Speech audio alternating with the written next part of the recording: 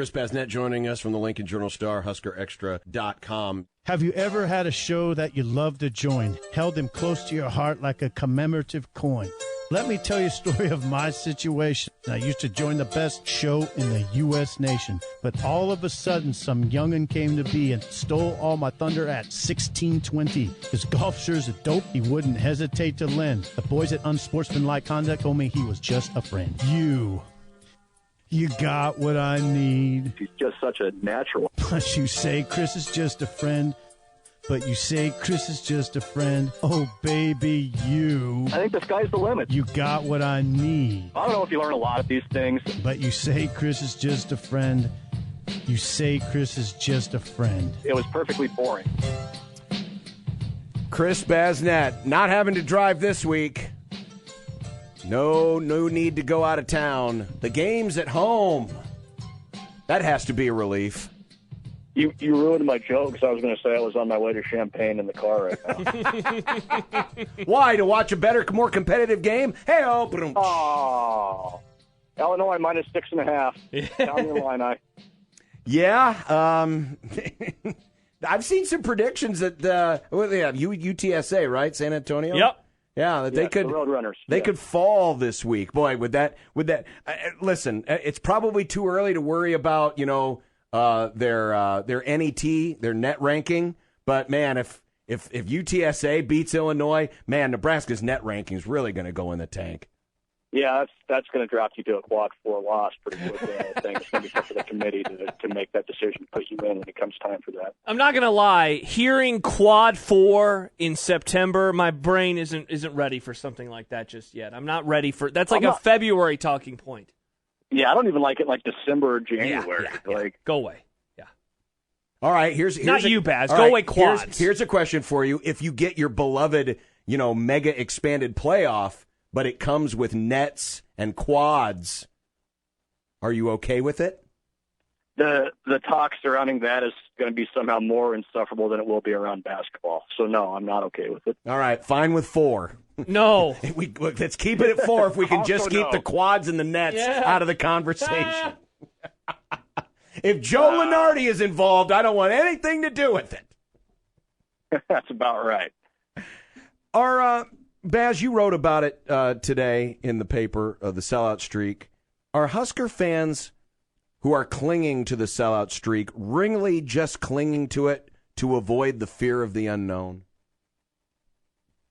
Boy, that's a philosophical question, isn't it? To start me out with. Yeah. I don't know. Probably a little. Yeah. I mean, think about how many fans have lived their entire lives with the streak. They don't know anything but the streak, right? And there's obviously people that were attending games when they weren't sellouts and whatnot, but there get to be fewer and fewer of those people, every year. So, yeah, there probably is a part of that. There's the fear of the unknown. There's the fear of what it might look like, and that's something I think all of us talk about, and it's only natural. So, yeah, if you think about it, you're probably right. There probably is some fear of the unknown that, okay, if we don't sell all these tickets, what exactly is it going to look like?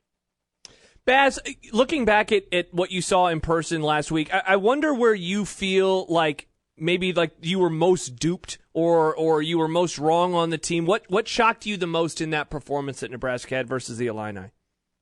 Probably just the inability to run the ball consistently, and that's not exactly a shocker, but that's all we heard in fall camp. We had this young line that was going to be good, and our identity was going to be downhill, and we were going to establish it, and all these other things. We had better depth at running back, and then they ran it for 20 times for 39 yards in the first half, and basically abandoned it after that. So probably that, and and you say the word duped when you look back at the last few seasons.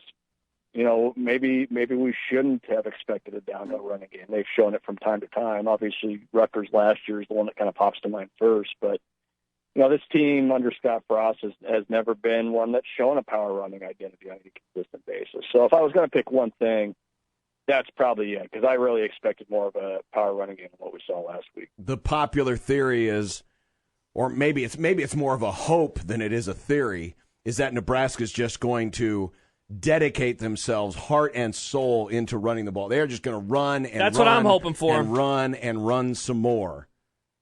But do you actually think they'll do it? No, I'll believe it when I see it. I'm of that mind now. After what I saw last week, I want to see it, and I want to see it. Yeah, it's easy to do that against Fordham when you should have that game put away early, and it's easy to go out and run it 55 times in that game or whatever it ends up being, because you should be running it 55 times in that game. But you know what? I wouldn't be surprised if they didn't do it, because they haven't given me a reason to believe that they will. So I guess I'll believe it when I see it. Maybe they very well will, because they put that game away early, but it's still something I want to see with my own eyes.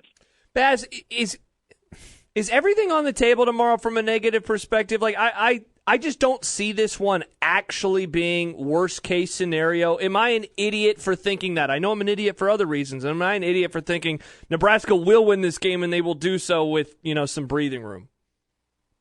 No, I don't think so. I mean, look, Fordham's going to be overmatched physically, size, strength, whatever you want to look. That part of it, Fordham's going to be vastly overmatched. Nebraska's going to have the advantage. They're going to have the home field advantage. And look, we've seen them struggle with FCS teams at home before. Mrs. McNeese State, cough, cough. But this is a different animal. I think Fordham's a really good team in the league that it plays in, and it's going to compete for a league title. But that's different than what they're going to see tomorrow. And now, again, I'll believe it when I see it. But Nebraska should, and I think will, win that game easily. By the end of the day, it's going to be a game that looks like Nebraska won easily, but if you just look at the final score.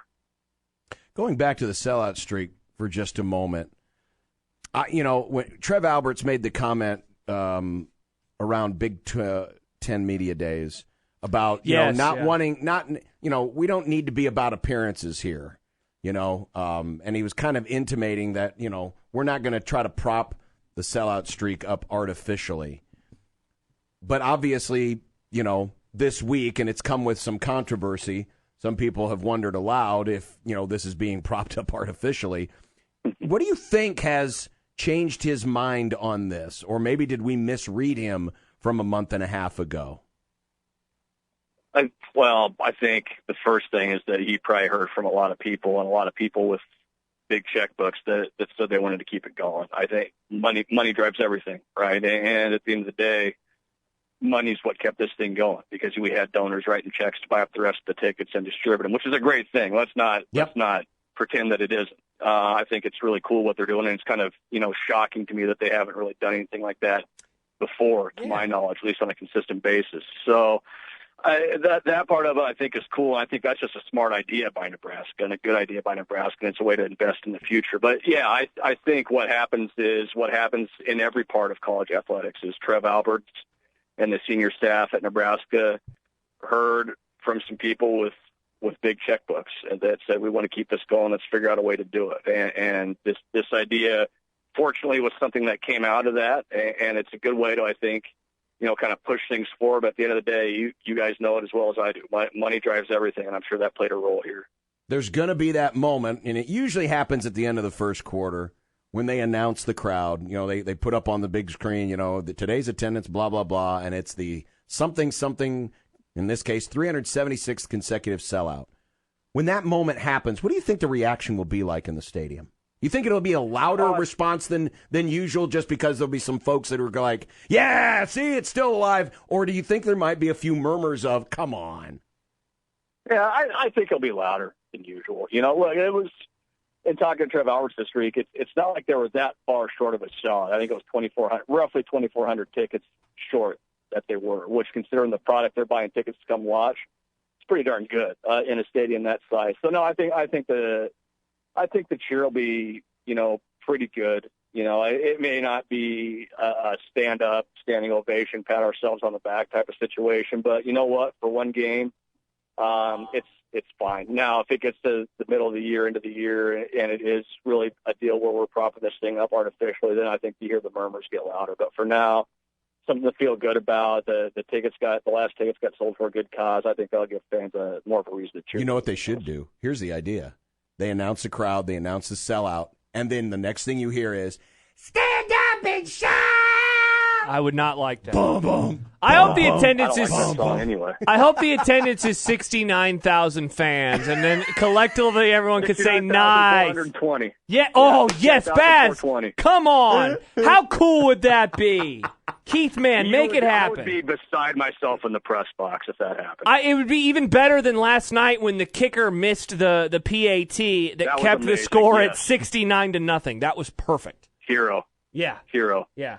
If I wasn't a married father, I probably would have tweeted something stupid about that. But I've grown as a person and Look as at a man, you. I think, over these last. Well, few here months. now you just put an idea in my 69-420? head. You just put an idea in What are my you head. going to say, weed boy? Now, if we get to sell out 419, do you think Nebraska, like some superstitious people, won't put a 13th floor on the elevator? Do you think they'll skip from 419 to 421 so they don't have to have the jokes? So that we don't have the jokes That's of what Pete 420? Ricketts will want to do. Well, by that point, the weed will probably be legal in Nebraska. We'll be smoking in the stadium, even though we still can't drink beer in the stadium. So I'm not too worried about that. That'd be awesome. Everyone get out your marijuana, but no, you're not allowed to buy beer yet. You might throw it from the third row. What's that smell? Well, it's not beer, honey. I can tell you that. Hey, Baz, before we let you go, we've talked a lot this last, month about body language, the look of people, and most of it's been focused on Frost. But I wonder if you did sense any shift in tone from the players this week, just given everything that unfolded and now what's at stake moving forward. Did you sense a different team, or if you wouldn't have known the result, it would have felt normal? Yeah, I didn't notice a whole lot of difference. The thing that kind of sticks in my mind was right after the game when we were talking to players down the field, and guys like Cam Jurgens especially was upset, was mad, was swearing up and down to the media gathered around him, and you just don't hear that very often, especially from players. So yeah, nothing as the week's gone on. I think guys have you hope, I guess, that guys have turned the page and they're focused on Fordham, and obviously there's mistakes that need to be corrected and those sorts of things. But yeah, from my mind, it doesn't seem like there's been a huge shift, in tone and body language or anything like that. Chris Basnet, Lincoln Journal-Star, HuskerExtra.com. Baz, enjoy the game tomorrow. Enjoy the Labor Day weekend, and if you get a chance to play around, good luck. Hey, guys, good luck to you, too. I don't know what for, but I want to wish you good luck as well. Hey, thank you. Well, you need to wish Josh good luck because somehow if Fordham wins this game, Josh is going to get egged again. So, why do we need an excuse? Damn it. Good point. Damn it. Very good point. Uh-huh. Hey, I need a report from the JB weather station. How much rain you get last night? Someone else asked me the question. I'm going to have to, because you see the rain gauge resets. Wow. At midnight, so I have to go and pathetic. add. You have to do I have math? to add last night's to today's, but I want to say it was about 1.2 inches. Wow. Okay, all right. We got about a half inch more than you at our place, just down the road. So there you go. Dang. Yeah. Well, That's I will. the rain talk on 1620 The Zone. Darn right, baby. I'll get you a full report tonight. I'll do the math and I'll get you a full report tonight. But it was a nice, healthy wait. rain. Can't wait. All right. See you, Baz. Bye, Baz. Chris Bye, Basnet guys. of the Lincoln Journal-Star. Coming up next, it's Movie Club. Movie Club. We're going back to the OG Avengers, the one that started it all. Well, it really didn't start anything. It was just the It continuation. ended phase 1, John, of the MCU. You can't make fun of this now. You're an Avengers person. You watch the movie. Just because I watched a movie doesn't make me an Avengers This is person. Marvel boy. Marvel boy. I've seen Marvel movies before. How does this happen? I'll bet you I saw Iron Man before. I know I saw Iron Man before you did. Why is that? Because I saw it the day it opened. You did. You beat me by like a week. I saw it for my birthday. Nice. Happy birthday. The only reason I saw it, too, is because I was on the road with Creighton Baseball and the game got rained out and there was a movie theater right across the street and I needed something to do. Perfect. Great movie. It was my I actually 11th did- birthday I- present. I did enjoy it. It was a good movie. Yeah. It was a good movie. And now let's see what you thought about Avengers. With Kent Wogelman of the Lincoln Journal-Star. Coming up next, we'll be live on the it used to be Program TV. It's now 1620 The Zone TV. Coming up next on 1620 The Zone.